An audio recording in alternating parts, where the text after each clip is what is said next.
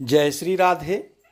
आज का ज्ञान, आज का सत्संग परम पूज्य श्री हनुमान प्रसाद पोद्दार जी महाराज की पुस्तक से। परम पूज्य कहते हैं, जब स्वयं सम्राट का ही पद मिल जाए तब छोटे छोटे खेत तो उसमें आप ही आ जाते हैं। अर्थात प्रभु, तुम संसार का मामूली धन चाहते हो, वह सारे खजाने का स्वामित्व ही तुम्हें सौंप देते हैं। फिर मामूली धन की प्राप्ति के लिए तो कोई गारंटी भी नहीं करता।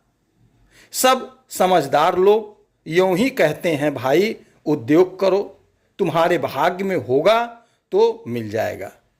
परंतु इस परम धन की प्राप्ति के लिए तो शास्त्र जिम्मा लेते हैं। ब्रह्मा स्वयं कहते हैं, इतिहास इस बात की सत्यता का प्रमाण दे रहे हैं।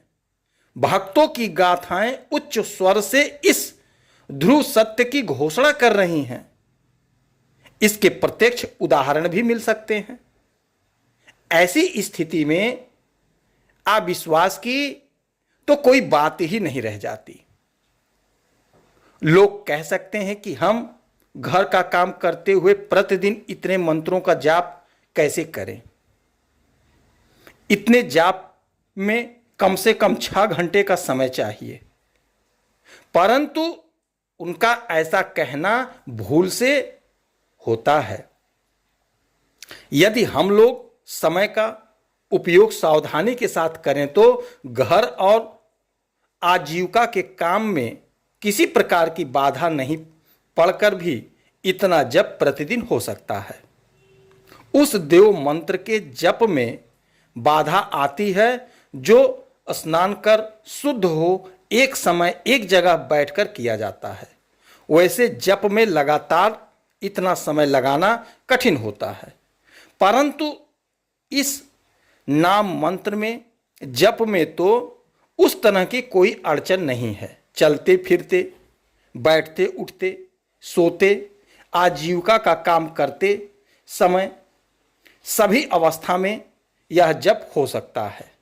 यदि हम लोग हिसाब लगाकर देखें तो दिन रात में 24 घंटे के समय में 6 घंटे निद्रा के बाद देकर बाकी के 18 घंटे केवल शरीर और आजीविका के कार्य में ही हमारे बीत रहे हैं।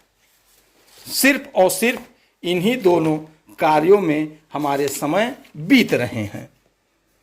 हमारा बहुत सा समय तो असावधानी से व्यर्थ ही बातों में जाता है।